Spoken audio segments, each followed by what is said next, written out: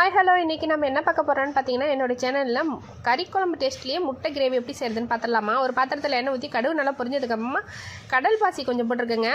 பிரியாணி இலை ஒரு இலை போட்டிருக்கேன் 2ஆக கட் பண்ணி. அப்புறம் சின்ன பீஸ் பட்டை, 3 கிராம்பு, அப்புறம் பார்த்திங்கன்னா கொஞ்சமாக சோம்பு போட்டிருக்கேங்க. இதெல்லாம் நல்லா எண்ணெயில் பொரியட்டும். பொரிஞ்சதுக்கப்புறமா நம்ம பார்த்திங்கன்னா ஒரு 1.5 ஸ்பூன் அளவுக்கு இஞ்சி பூண்டு பேஸ்ட்டு போட்டிருக்கேங்க. இதெல்லாம் நல்லா எண்ணெயில் மிக்ஸ் பண்ணி நல்லா பொரிய விடுங்க. பொரிஞ்சதுக்கப்புறமா ஒரு 2 கைப்பிடி நிறைய சின்ன வெங்காயம் போட்டிருக்கேங்க. சின்ன வெங்காயம் போட்டு நல்லா வணக்கி விடுங்க. இது நல்லா வேகட்டும். வெந்ததுக்கப்புறமா 2 தக்காளி பொடி பொடியாக கட் பண்ணி அதையும் நம்ம போட்டு நல்லா எண்ணெயில் மிக்ஸ் பண்ணிக்கோங்க. கருவேப்பிலை ஒரு கொத்து இதெல்லாம் சேர்த்து நல்லா எண்ணெயில் வேக விடுங்க. நல்லா வேகட்டும். வேகிறதுக்கு முன்னாடியே கொஞ்சமாக பெருங்காயத்தூள் போட்டுக்கோங்க. ஏன்னா முட்டை வாய்வுன்னு சொல்லுவாங்க. வாயுவை கலைக்கணுன்னா பெருங்காயத்தூள் போட்டு கொஞ்சமாக வீட்டு குழம்பு மிளகாய்த்தூள், கரம் மசாலா தூள் 1 ஸ்பூன், வீட்டு மிளகாய்த்தூள் 1 ஸ்பூனு போட்டு உப்பு போட்டிருக்கேங்க. உப்பு காரமெல்லாம் உங்கள் டேஸ்ட்டுக்கு தகுந்த மாதிரி வச்சுக்கோங்க.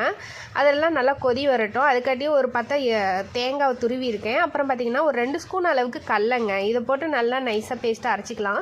இப்போ பார்த்திங்கன்னா இது நல்லா கொதிச்சிடுச்சிங்க. நல்லா பச்சை வாசம் போயிடுச்சு. இப்போ நம்ம இந்த அரைச்ச இந்த தேங்காவை இதில் ஊற்றிடலாம். ஊற்றி நல்லா கொதிக்க விடுங்க. நல்லா கொதிக்கட்டும். நல்லா கொதி வரும்போது கொத்தமல்லி பொடி பொடியாக கட் பண்ணி போட்டுக்கோங்க. இன்னும் நல்லா வாசம் வரும்.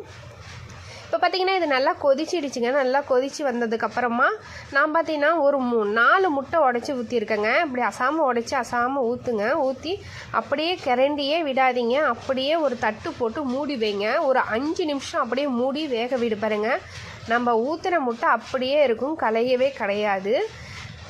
இப்படி நீங்கள் ஒருக்கா ட்ரை பண்ணி பாருங்கள். நான் இப்படி தான் எப்போயும் சூப்பராக இருக்கும் முட்டை குழம்பு.